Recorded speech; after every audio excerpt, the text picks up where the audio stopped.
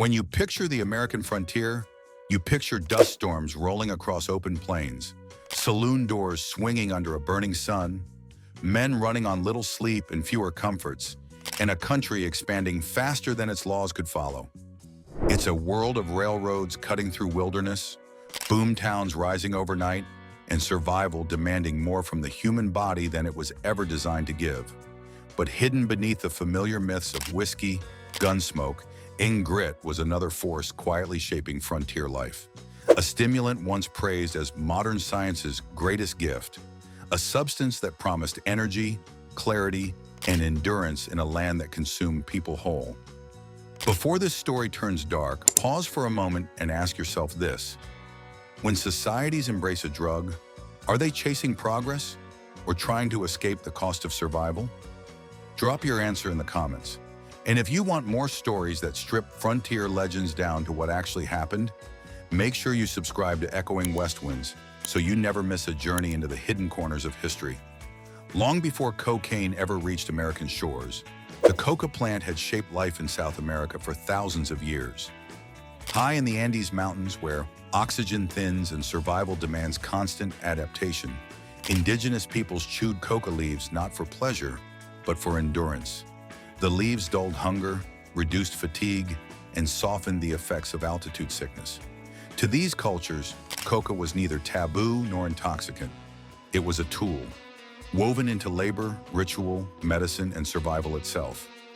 Archaeological discoveries would later uncover coca leaves placed with ancient mummies, pressed between lips frozen in time. Pottery from pre-Columbian societies depicts figures with swollen cheeks, unmistakable evidence of habitual leaf chewing. Some historians believe coca may even have played a role in early medical procedures, helping dull pain during crude surgeries like trepanation, where holes were drilled into the skull to relieve pressure or treat head trauma. In these societies, coca was sacred, practical, and deeply understood. When Spanish conquistadors arrived in South America in the 16th century, they initially condemned coca outright. They associated it with indigenous spiritual practices and labeled it a tool of the devil. But ideology quickly collapsed under economic reality. Spanish overseers noticed something undeniable. Indigenous laborers worked longer, endured harsher conditions, and resisted hunger when chewing coca leaves. Productivity rose, resistance fell, and soon coca was no longer forbidden. It was taxed. By the late 1500s, coca had become a regulated commodity under Spanish rule. Colonizers skimmed profits from its cultivation, while missionaries quietly tolerated its use. European observers documented coca's effects with fascination. Some described feelings of heightened energy and mild euphoria. Others warned of impaired judgment. But curiosity had already crossed the ocean. For centuries, coca remained a regional curiosity in Europe. That changed in the 19th century, when advances in chemistry transformed the plant from a leaf into a laboratory obsession. European scientists weren't satisfied with chewing leaves. They wanted isolation, purification, control. Early attempts failed. Coca leaves degraded during long sea voyages, and chemists lacked the tools to preserve their active compounds. But persistence paid off. In 1855, a German chemist successfully isolated the coca plant's active alkaloid.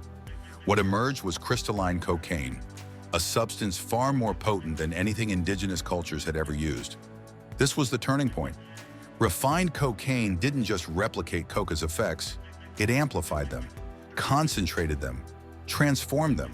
A single dose of refined cocaine could be dozens, even hundreds of times stronger than traditional leaf chewing. And unlike leaves, it could be bottled, prescribed, marketed, and sold. Western medicine was electrified.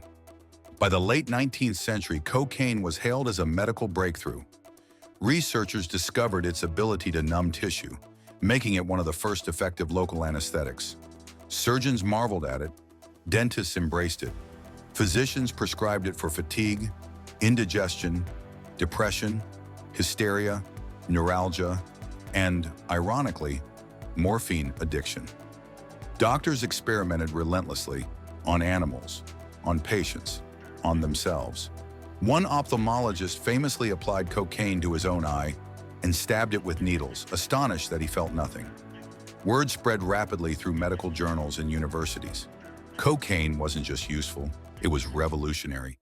At the same time entrepreneurs smelled opportunity, cocaine slipped easily into patent medicines, tonics, lozenges, wines, cigarettes, syrups, and inhalants. Labels promised energy, courage, eloquence, and mental clarity. Advertisements claimed it could replace food, eliminate pain, and turn exhaustion into productivity. In an era with almost no regulation, no standardized dosages, and no warning labels, consumers believed every word. Timing was everything. Cocaine arrived in America during the most brutal phase of westward expansion. The frontier demanded relentless labor. Logging camps, mines, railroads, mills, and farms all ran on exhaustion. 12-hour shifts were common, injuries were routine, medical care was scarce. Cocaine fit perfectly into that world. It was legal, it was affordable, and it worked, at least at first. Workers used it to stay awake, to push through pain, to suppress hunger.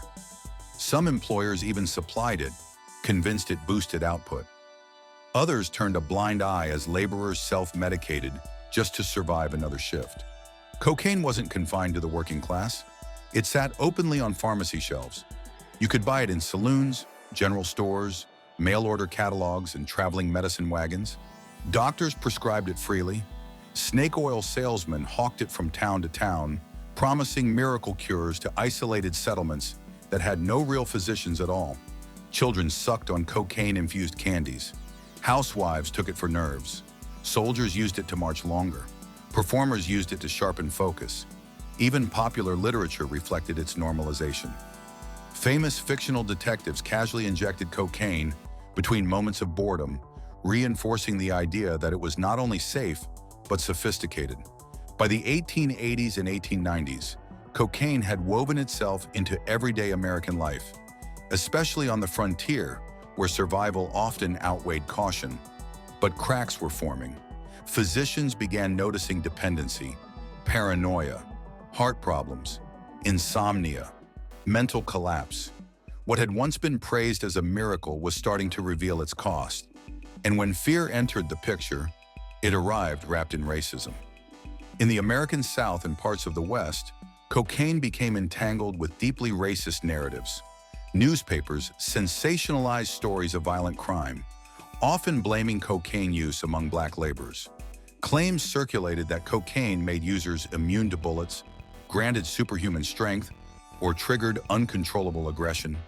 None of it was supported by science, but fear spreads faster than facts. Police departments armed themselves more heavily. Officers claimed their revolvers were no longer sufficient. Legislators took notice. Public opinion shifted from enthusiasm to panic. Cocaine was no longer just a drug. It became a symbol of disorder, of racial anxiety, of a nation losing control over the tools it had unleashed. Cities began responding. By the 1890s, cocaine abuse was already being reported in frontier towns and southern cities. Dallas, Memphis, New Orleans, Atlanta. Media coverage framed cocaine not just as a health issue, but as a moral and criminal threat. Stories were exaggerated, violence was racialized, fear was amplified. Some states acted before the federal government. Georgia became the first to ban cocaine outright.